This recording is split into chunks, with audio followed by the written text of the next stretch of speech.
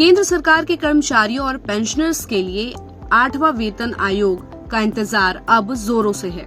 कयास लगाए जा रहे हैं कि केंद्रीय कर्मचारियों की सैलरी में 20% से 30% तक के उछाल देखने की उम्मीद है, लेकिन किस पे लेवल पर कितनी सैलरी होगी और फिटमेंट फैक्टर कितना हो सकता है, ये सवाल सबके मन में है।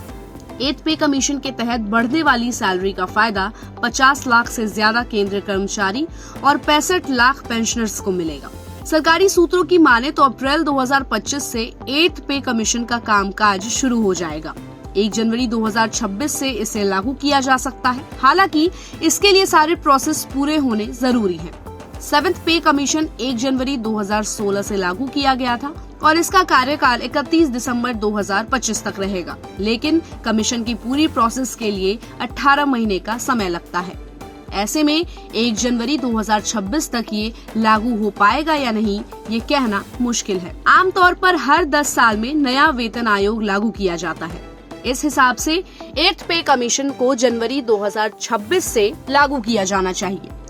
केंद्रीय कर्मचारियों की बेसिक सैलरी तय करने में फिटमेंट फैक्टर सबसे अहम भूमिका निभाता है। 7th पे कमीशन में ये 2.57 था, जिससे बेसिक सैलरी 7,000 से बढ़कर 18,000 हो गई थी। अब 8वें वेतन आयोग में फिटमेंट फैक्टर को लेकर 3 अलग अलग अनुमानों की चर्चा है।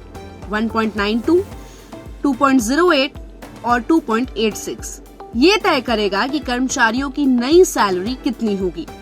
अगर फिटमेंट फैक्टर 2.86 होता है तो बेसिक सैलरी 18,000 रूपए से बढ़कर 51,480 तक जा सकता है। अब अगर बात करें फिटमेंट फैक्टर के फॉर्मूले की, तो नई बेसिक सैलरी इक्वल टू मौजूदा बेसिक पे इनटू फिटमेंट फैक्टर, ये है फिटमेंट फैक्टर तय करने का फॉर्मूला। अब अगर एक चीज पर आप गौर करेंगे तो 7th पे कमीशन में अगर हम इन तीनों फिटमेंट फैक्टर्स के तहत सैलरी को कैलकुलेट करें तो कैलकुलेशन आप इस चार्ट में आराम से देख सकते हैं, जिसमें हमने अलग अलग फिटमेंट फैक्टर के अकॉर्डिंग लेवल 1 से लेकर लेवल 10 तक की सैलरीज को कैलकुलेट किया है। और अगर एग्जांपल के तौर पर मैं समझाऊं तो अगर लेवल 1 देखें तो 18,000 है बेसिक पे।